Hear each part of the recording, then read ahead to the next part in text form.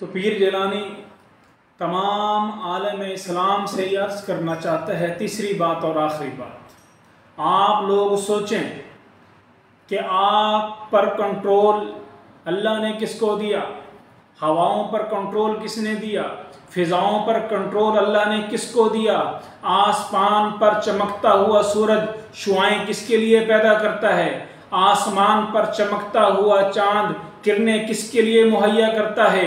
आसमान पर चमकते हुए सितारे और सियारे अल्लाह ने किसके लिए बनाए हैं? आसमान से नेमतें और राहतें किसके लिए उतरती हैं? आसमान से बारिश का नज़ूल किसके लिए हो रहा है? आसमान से आते हुए फरिश्ते किसकी मदद कर रहे हैं? आसमान से अल्लाह तबारक व तआला की रहमतों का नज़ूल हो रहा है, अल्लाह की तरफ से राहतों का नज़ूल हो रहा है, अल्लाह की तरफ से खैर और बरकतें नाजिल हो रही हैं। मेरे भाइयों और दोस्तों, अल्लाह ने जन्नत को बनाया है। जन्नत में महल्लात किसके लिए? जन्नत में हूरें किसके लिए? जन्नत में हमेशा की जिंदगी किसके लिए? जन्नत में हमेशा की राहत किसके लिए है? जन्नत में हमेशा की जवानी किसके लिए है? जन्नत में हमेशा का दुख नहीं होगा। जन्नत में किसी किस्म का दुख नहीं होगा, हमेशा का सुख होगा। वो मेरे भाइयों और दोस्तों किसके लिए है? आप सोचें और समझें। अल्लाह ने दरख्त को पैदा किया किसके लिए? लकड़ी को पैदा किया। आप जलाते हैं, लकड़ी से आप अपनी ज़रूरत को पूरा करते हैं, पत्तों से आप कागज़ को बनाते हैं, दरख्तों पर उगने वाले जो फल हैं, अनार हैं, सेब हैं, नाशपाती है, खुशनुमा फल किसके लिए? आसमान पर अल्लाह तबारक व तआला फिर एक ख़ास किस्म की किरणें ज़मीन पर भेजते हैं जो फलों में और फूलों में आकर मिठास पैदा करती हैं। वो फूल चमकते हुए, वो फूल खुशबू बिखेरते हुए किसके लिए हैं? ये हिरन जो दौड़ रहा है वो किसको पुकार रहा है कि मुझे पकड़ और मुझे खा ले? ये भागता हुआ मुर्गा किसको पुकार कर कह रहा है कि मुझे भून, मुझे रोस्ट कर और खा ले? ये समंदर में तैरती हुई मछली आपको पुकार रही है कि मुझे पकड़, मुझे रोस्ट और तलकर खा ले।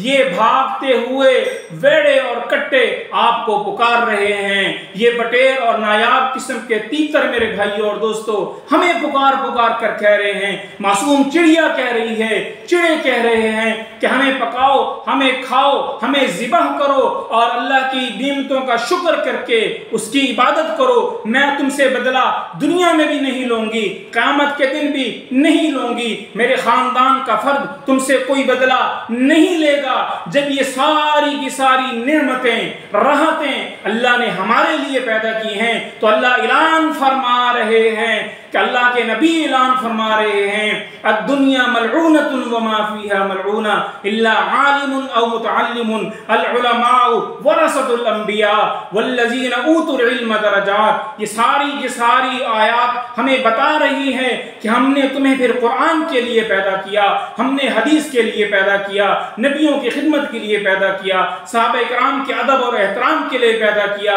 तबा ताबीईन के अदब और एहतराम के लिए पैदा किया, औलिया अल्लाह के नक्शे कदम पर चलने के लिए तुम्हें पैदा किया है। और इस दौर के जो उलमा हैं जिनको तुम गुनाहगार कहते हो, खताकार कहते हो, बुरे अलकाबात से पुकारते हो, तुम्हें इनकी कदर करनी पड़ेगी। क्यों? ये जन मुसल्ले रसूल के जानशीन हैं, ये मेरे नबी की सुन्नत को उठाने वाले हैं, मेरे कुरान को सीने में बसाने वाले हैं, मेरी शरीयत पर चलने वाले हैं। तो अल्लाह पुकार कर कह रहा है कि इनका अदब और एहतराम तुम्हें बचा सकता है मेरे गुस्से से, इनका अदब और एहतराम तुम्हें हौज़े कौसर से, रसूलुल्लाह के हाथ से जामे कौसर पिला सकता है। मेरे भाइयों और दोस्तों, आज आप जो चाहे करें, लेकिन अपनी कब्र और आखिरत के लिए, दुनिया में अल्लाह और उसके रसूल को राजी करने के लिए आपको उलमा का अदब और एहतराम करना होगा। वो इस वजह से करना होगा, उनके सीने में कुरान है, उनके सीने में शरीयत है, अल्लाह का नूर उनके सीने और उस पेशानी में है। तो आप जितना अदब करेंगे अल्लाह तबारक व तआला उतने ही राजी होंगे। तो मेरा ये पैगाम है, कभी किसी आलिम को जो जितना चाहे गुनाहगार हो, आप खामोश तो रहें, लेकिन उसकी बेअदबी, गुस्ताखी और किसी किस्म की गाली गलौज ना करें। व आखिरु दावाना अनिल हम्दुलिल्लाह।